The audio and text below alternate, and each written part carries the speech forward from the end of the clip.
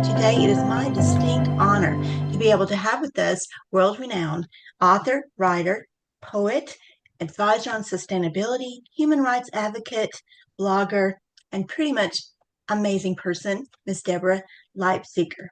Deborah, welcome to our program. Thank you. It's a joy to be here. Deborah, tell us a little bit about yourself. Well, I was born in Brazil and I have lived in Europe, in The Hague, and in London, and now am living, doing a year of travel. So and writing. So it's my work really reflects the many countries that I am from and that I love. And I think a lot of my writing is a search for home and an exploration of place. Well, Deborah, tell us a little bit about exactly what led you to becoming a writer and expressing your thoughts that way. It's a really good question. I have always loved words, and I think that from a very young age, words and colors I have always loved, and I have a lot of memories about words and reading and colors. And so I think having a mother who is a librarian and a writer certainly is part of it. So I would go to the library. My parents would take us every week, and it was just the highlight of my week. So I think a love of books, a love of writing, and just I find that I think best when I'm writing, and it's a great source of joy for me. What particular subjects are you drawn to writing about? I have written nonfiction books about human rights and business and sustainable business. And I have written a collection of poetry, and I journal. I write every day. I also have a blog about my travels with my partner, which is called Breakfast, a Love Story, which is relatively new, but very exciting. And so, yes, one of my favorite things is learning. And so I love learning new things. And part of part of how I learn is by writing. And the other interesting new project is a project on language called the Lexicon of Change. So in my work in sustainability, I realized that we need to learn language to understand climate change, to understand the kind of future that we need to build. And so I share in the Lexicon of Change vocabulary to help us imagine a different type of future. Hmm. And some of that is science, some of that is art, some of it is sociology, anthropology, biodiversity. So I think that's something that I absolutely love is learning new vocabulary and also encouraging people to think in new ways. So how can we develop new vocabulary, new ways of thinking to prepare us for a different kind of future? Because I think our language is very stuck and constraining. And you started the Lexicon of Change in 2024. That's So, right. how has that impacted you personally after having started it? It's a great question. The reality is I've been working on this for some 15 years and in in writing and collaborating with different people, but it was in 2024 that I launched the web page, the Lexicon of Change, and it's something that people can contribute. And I love having contributions in other languages because I think thinking only in English is very constraining, and English Mhm. is very limited in thinking about new ways of thinking and being and acting. But it has really transformed me. And my new book that I'm working on is about flourishing. And so flourishing is a great example of an important kind of concept that we don't think about very much. Like we think about happiness, we think about wellness, but we don't think about what it means to flourish as an individual, as a community, as an enterprise, as a country. And so I think I feel very inspired by this emergent language, um, and the way that it inspires my poetry as well. So how do we develop these new type of words? And some of them are not new. Some of them are indigenous terms or ancestral terms that we can relearn and discover. So it has impacted me, and I think a lot of the work, the kind of common denominator of my work in sustainability and human rights, also in poetry, is around transformation. So what does it mean to transform into our highest self? And I think that's part of what writing is and what flourishing is. Do you ever find any challenges when you're going about trying to get others to to have any type of change? I think people are really open right now. At the same time, I think there's so much fear, and I think that fear is exhausting for people, and there's just a real weariness about the current state of affairs. And so I think it can be hard to reach people when people are closed down. Um, When they are closed or when you are experiencing challenges in such a chaotic time as we live in, and it's an exciting time for change, but it's also very it's kind of scary. So, Deborah, tell us, where do you find your peace as a writer? Um, I think many things. Nature is something that inspires me, and I write a lot of nature poetry and eco poetry. Um, Language, I find really inspiring. I do spend a lot of time reading, and so I think that's really important. And community. I think having a community of writers is so essential. And so I think that gives me a lot of strength is writing in community, being in community. And I'm really lucky to have a lot of mentors in my writing, and I also love being a mentor. So I think that exchange of giving and receiving is really important for writers, and especially right now. Well, I know that you have such an interesting history, and you're not just, you're a mom, professor, food critic, human rights activist, sustainability advisor, and co-founding the New England Jewish Poetry Festival, which really does sound pretty neat. But how do you balance all of those commitments, which are incredibly important in each right, with your writing concurrently? I think my writing helps me process all of these different roles. And so I think the writing is the consistent aspect of each of these areas. So each of these parts of my life feature writing in some way. And writing helps me to understand where I am, either as a parent or as a citizen, as a board member. Um, I think all of those roles are informed by my writing and And celebrated by my writing. And I love that it's celebrated by your writing. A lot of people find that writing is very therapeutic. It helps them to get things out on paper that they might not have been able to form, orally. Do you find that for you that it's therapeutic? Definitely, definitely. I think it really helps to see the words on the page, and I journal, and that helps me a lot.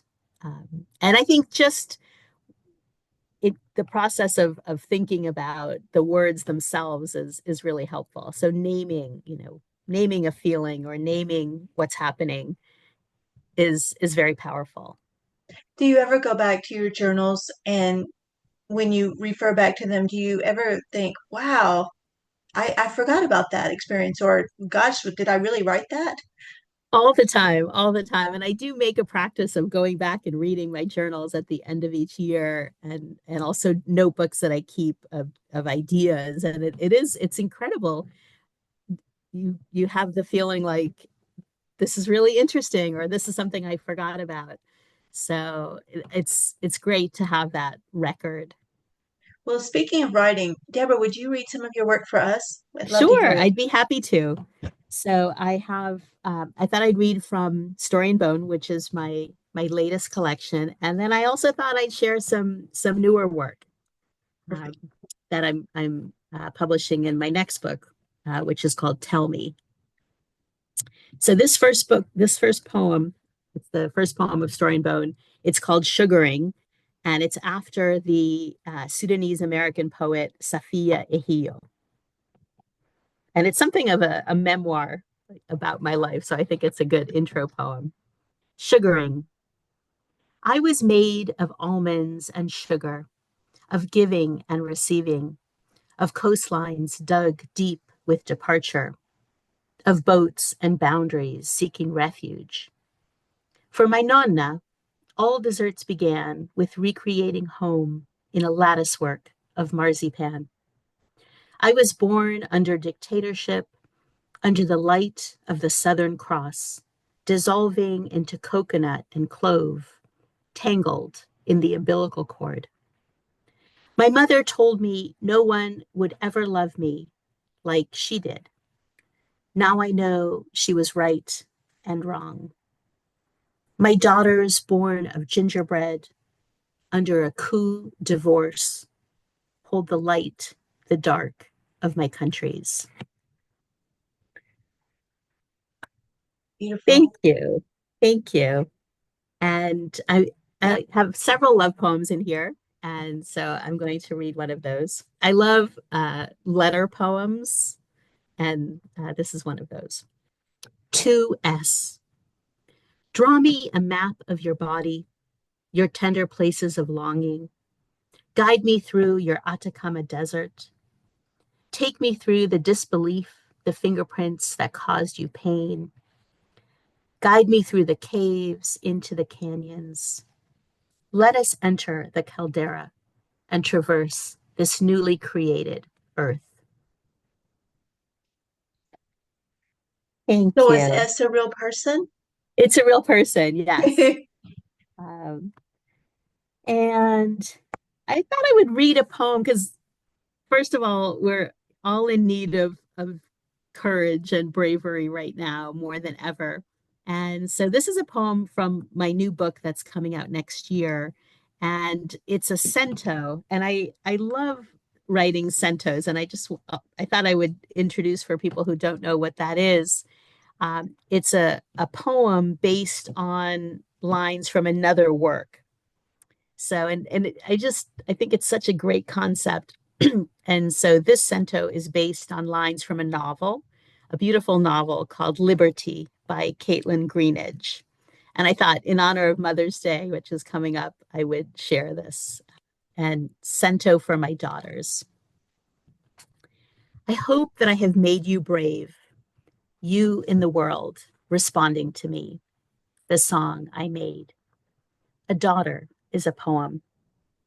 You in the world responding to me, a daughter is a psalm, kind, but not too kind, the song I made. A daughter is a psalm. What freeborn thing can bear to be loved as much as that? Write something for me. What freeborn thing, you in the world, a daughter is a poem. There is bravery in being a mother. You in the world responding to me. Being a mother means being someone's God, if only briefly, kind, but not too kind. A daughter is a poem.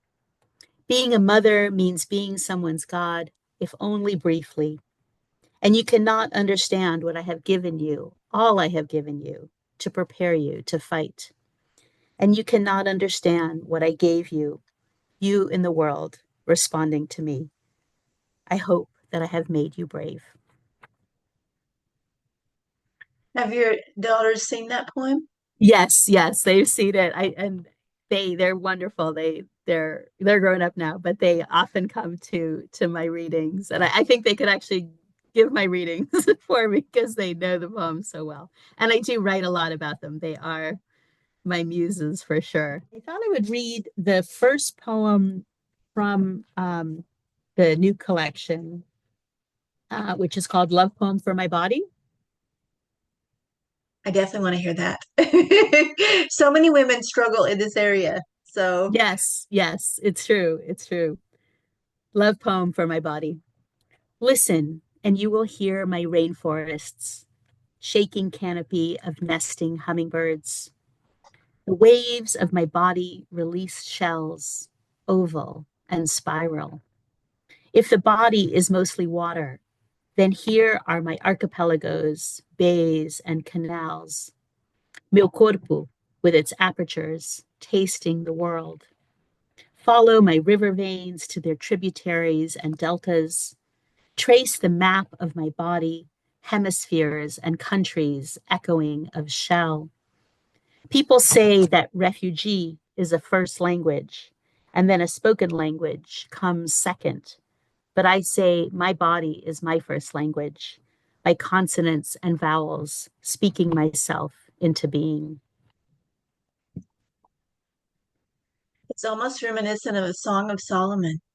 Oh, thank Like it. you. That's yeah, that's beautiful. I love that. That's quite a compliment. Thank I you. think if he were here, he would be like applauding you like this. Thank you. That's Deborah, you and your partner, Andy Hoffman, you alluded to this earlier that you write a blog called Breakfast, a Love Story. How difficult is it to collaborate together? it's actually quite fun because we're so different and I write kind of in a very lyrical, descriptive, emotional way and my partner writes in a much funnier and direct and in a kind of more like travel writing. And so I think it's so funny how we write about the same things and it's like totally different. And I love that. I think it makes for a really interesting um, uh, partnership. And so I think it's fun. I think we experience things differently because we write about them. And like as we're experiencing them, we're thinking about, oh, there's so many interesting things to say. So we started this year the blog, even though we've been writing for a long time. We finally put it together with our wonderful web designer, and it's just been a lot of fun. I love photography. Hmm. That's part of how I witness and experience the world, and so it's been really great to have an outlet for my photography as well. And a lot of that, for example, the trip to Brazil was a lot of nature photography and discovery. So that was exciting. We really got to experience a type of forest in Brazil that's not as well known outside of Brazil, which is called the Atlantic forest. So we know a lot about the Amazon, and I've written a lot about the Amazon, but it was very exciting to get to know the Mata Atlântica or the Atlantic forest, which kind of hugs the coast. So I love writing about nature and travels and food. And so I think it's been an exciting journey, and a lot of people want to follow what we're doing in our travels. So it's been really great to have a place to place all the photographs and experiences. How did you two meet? So we met at breakfast, and so that's part of why The we love thought story. it would be really fun to do Breakfast a Love Story. So we met through Bumble, which I guess is how a lot of people meet online, and I think being two writers is really a gift because we read each other's work, and there are a lot of moments where we get to brainstorm and think about the ways that we add value to each other's work. So it's really wonderful to have a sounding board and to have a first reader and to cheer each other on. What would you say would be the secret for a long and healthy relationship? Oh, it's a great question. I think shared passions. We both love travel, we both love reading, we both love cooking and writing, and so having that is really important. And I think I think especially for writers, it's really important to have a partner who understands all that it takes to be a writer. And sometimes that means, needing to be alone. Other times that means advice. And so I think it's really good to have a writer as a partner. Um, And would you recommend everybody to get a collaborative buddy? Absolutely. I think it's so important. And I have friends who one of my best friends is an astrophysicist, right? And another I have friends in many disciplines, but I think it's so important to have people who believe in your work and share your work. Um, and especially right now, I think we really need each other. We need community, and I think we we get to co-create. I think that's a big part of being creative is co-creation and creating with other people. As a writer, sometimes we often, when I say sometimes and often, it seems kind of an oxymoron, but sometimes we do receive critiques when we submit our work, or even in a group. And sometimes it's very challenging to show that vulnerability. So, what advice would you recommend to a new writer, or sometimes even an experienced one, but they've not been submitting their work? How would you help them handle critique? I think it's definitely one of the toughest parts of being a writer. But I think the important thing is that people are reading your work, and so I think it's important to get that critique, but it's also important to listen to your own inner wisdom. And so sometimes you're in a workshop and you have different points of view, but I think trusting your own voice is really important. And I think oftentimes we'll change things just to accommodate what other people think. And I think having your own voice and learning what that voice sounds like is really important. And I think that takes time. And sometimes the more you work on craft, the less you sound like your own voice. So that is an important journey to learn and improve your craft, but also to keep what makes your voice unique. And so I think paying attention to those things together. And I think there's so many ways to learn about poetry. And so I think I really encourage people to take classes, um, to go to readings, to talk to other poets, to other writers, I think is so essential. And one of the things I did in the pandemic was, since I wasn't traveling anymore, which was a big part of my work, I decided that I would study with as many of my favorite writers as I could. And through Zoom, I did a lot of really interesting courses. And so I was able to study with Marge Piercy, with Marie Howe, with so many wonderful writers. And so I think really doing the work and learning the craft and reading poets that you love and studying the work of poets that you love is so important. So I think uh, that's the advice I would give. But I have had to develop a much thicker skin because I am very sensitive, and I have it is not easy to deal with all of the feedback that you get. Um, Did it make you want to write under a pen name?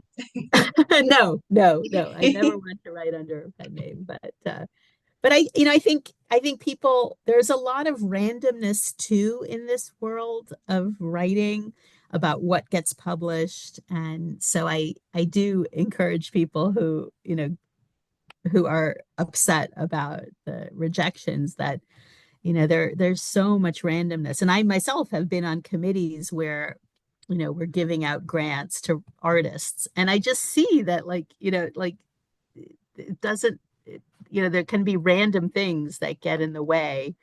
of different you know, and I've seen really good artists not get grants just for, that just wasn't agreement, Mhm. and some people loved it, some people hated it, the same work. And so I think it's there's a lot of randomness and chance as well in this world. Well, Deborah, that is really good advice. Seriously, I love that. Tell us where we can find your work. Like, yeah, you have a website. Yes, I have a website, and you can find Story and Bone at lots of bookstores. You can find it on bookshop.org, and Breakfast a Love Story is available for free uh, that blog. And then also the Lexicon of Change is available, and that is lexiconofchange.org. And yes, so those are the main things, and my books on sustainability and human rights are also available in different libraries and through Routledge, the publisher of those books. So. If you could change, well, I know that there's a lot in your head you want to change, but if you could say, I have the ability today to change one thing about this world, what would it be? Oh, that's such a good question. Um, I think it would be to give people permission to be creative. I feel like we we're really taught to stifle our creativity, and I think we're all creative. As Picasso said, we're all born artists. We're all creative, and I think people question that, and society questions that too. And so I think really permission. I think each of us can give each other and ourselves permission to be creative. And I think when we don't do that, um, we we get sick. We have all kinds of emotional problems. But creating space for creativity and being different, I think is essential. Well, Deborah, thank you so much for spending time with us today at Briar House Writes. I encourage everyone here, though, to go to YouTube. She didn't mention that, but there's several videos with Deborah that is on YouTube. So I encourage you to go and check those out because they're really fascinating. I would just say that I think through our writing, we can communicate with each other. And one of my favorite things about being a writer is that you can write and communicate and be in dialogue with other writers that perhaps you never met or that are even no longer with us. So to be able to write, in the style of Walt Whitman, or to respond um, to Dante, or to question Homer. And I think that's such an exciting thing that we can do, that is really a privilege and an honor. So that's something I just encourage people to think about literature and writing as a dialogue and with the future. Exactly. Well, Deborah, thank you so much. And I hope the very best for your future and continued success. Thank you.